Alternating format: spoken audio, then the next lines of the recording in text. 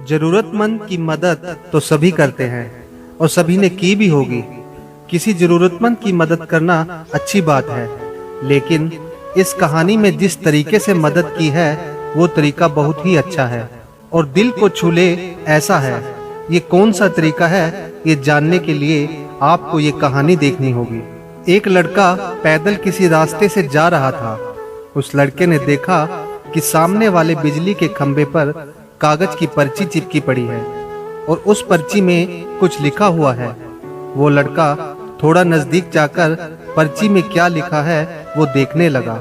उस कागज की पर्ची में लिखा था, कल इस रास्ते से गुजरते वक्त मेरे 100 रुपए कहीं गिर गए थे। मैंने ढूंढने की बहुत कोशिश की, लेकिन मुझे वो नहीं मिले। कृपया इस रास्ते पर कहीं भी किसी को भी मेरे 100 रुपए मिले तो इस पते पर पहुंचा देना। पर्ची में उसका एड्रेस भी लिखा हुआ था।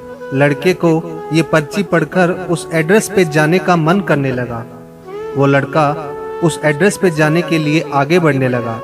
उस एड्रेस पे जाकर लड़के ने देखा कि वहां पर एक झोपड़ी है।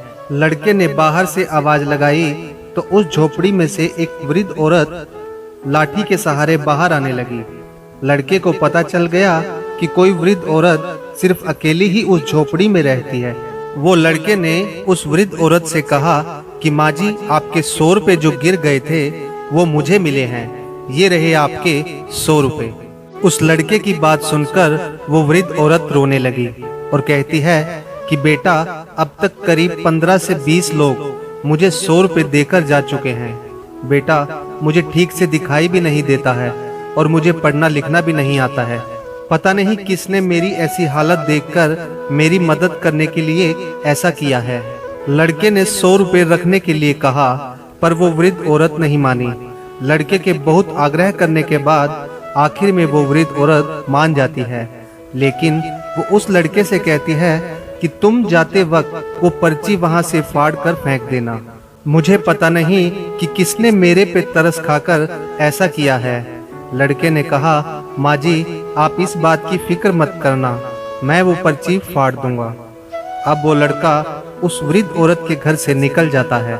थोड़ी देर चलने के बाद उस लड़के ने सोचा कि आखिर मुझसे पहले आए हुए उन 15-20 लोगों को भी उस माँ जी ने वो पर्ची फाड़ने को कहा होगा, लेकिन उनमें से किसी ने भी पर्ची को नहीं फाड़ा, तो फिर मैं क्यों फाड़ूं? वो लड़का उस पर्ची को बिना फाड़े ही वहां से चला जाता है। उस लड़के के मन में उस व्यक्ति के लिए बहुत ही आदर और सम्मान था जिसने ये तरीका ढूंढा था और इस जरूरतमंद वृद्ध औरत की मदद की थी।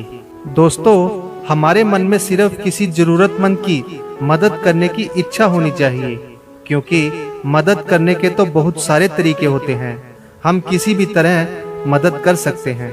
अगर आपको हमारी स्टोरी अच्छी लगी हो तो अपने दोस्तों के साथ शेयर कीजिए और कमेंट में जरूर बताइए कि कैसी लगी हमारी स्टोरी। धन्यवाद।